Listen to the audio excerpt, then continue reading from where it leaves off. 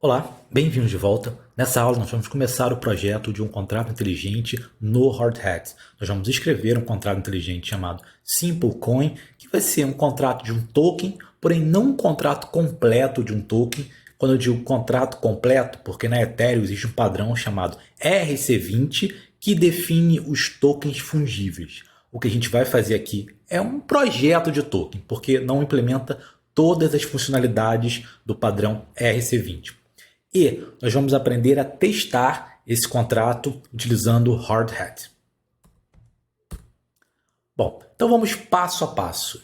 Nesse projeto eu vou começar novamente do zero para a gente se acostumar a criar um projeto do zero. O primeiro passo é sempre começar um novo projeto Node com npm init-y.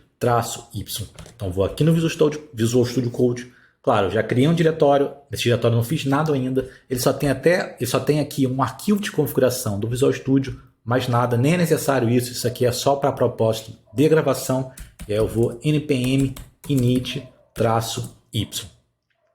Segundo passo, instalar o Hard Hat, npm e Hard Hat. E para quem está acostumado a utilizar o npm, o Hard Hat ele é um módulo de desenvolvimento. Então eu posso instalar ele como desenvolvimento, ou seja, --save dev ou --d maiúsculo. Quando nós instalamos os módulos para desenvolvimento, eles não são executados quando enviados para outras pessoas para produção.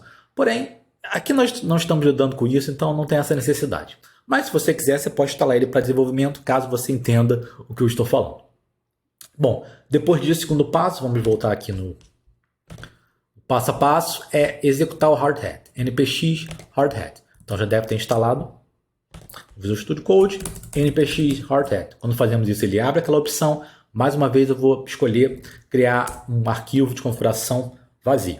Numa aula futura, a gente vai criar um projeto de JavaScript completo. Então ele criou aqui hardhat.config e o que eu preciso agora é instalar o Hard Hat Toolbox. npm e está aqui @nomicfoundation/hardhat-toolbox. Você pode pegar essa informação lá no site do Hard Hat. Eu já decorei nomicfoundation/hardhat-toolbox. Depois de um tempo você acaba decorando já isso. Bom, enquanto ele instala, vamos ver o que mais. Depois disso nós temos que requerer esse plugin no arquivo de configuração do Hard Hat. Por que isso? Sempre quando a gente executa uma tarefa do Hard Hat, como por exemplo, compilar um contrato, ou executar um script, ou testar um script, a primeira coisa que ele faz é verificar o hardhat.config.js. Então tudo que importarmos no hardhat.config.js vai estar disponível para qualquer execução dentro do Hard Hat Runner. Eu vou parar agora aqui e esperar ele terminar de instalar o Toolbox. Terminou de instalar, agora eu posso vir aqui e dar um require Nomic Foundation Hardhat Toolbox. Vou salvar. Bom, vamos começar agora a escrever o nosso contrato inteligente. Vou criar uma pasta, new folder, chamado contracts.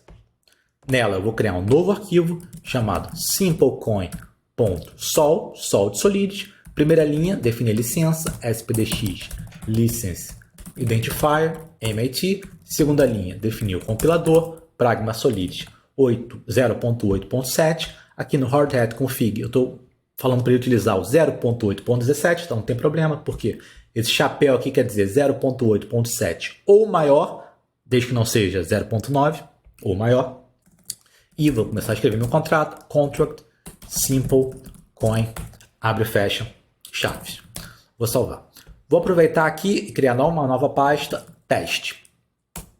Lembrando que o teste é sem S.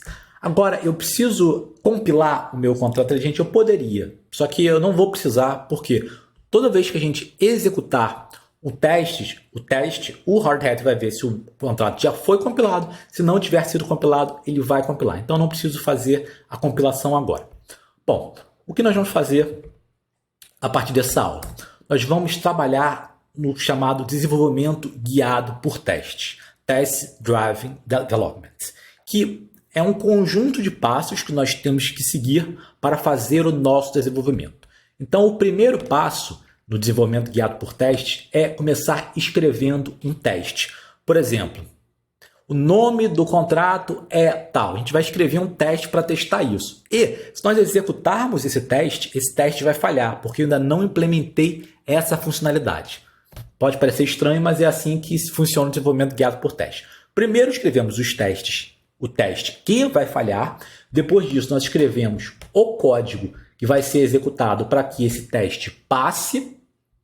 Depois disso, nós reescrevemos o código para melhorar. O código, no caso, é fazer a refactorização, caso necessário. E aí, novamente, escrevemos um outro teste que vai falhar, escrevemos o código para fazer o teste passar. Se necessário, nós reescrevemos, nós refactoramos o teste e o código. Não sou especialista em desenvolvimento guiado por teste, mas no básico é assim que funciona. Então, na próxima aula, no próximo vídeo, a gente vai começar a fazer isso, começar a escrever os testes. Esse teste vai falhar, vamos executar o teste, vai falhar, e vamos começar a escrever o código no contrato para fazer com que esse teste passe a passar. Então, até o próximo vídeo.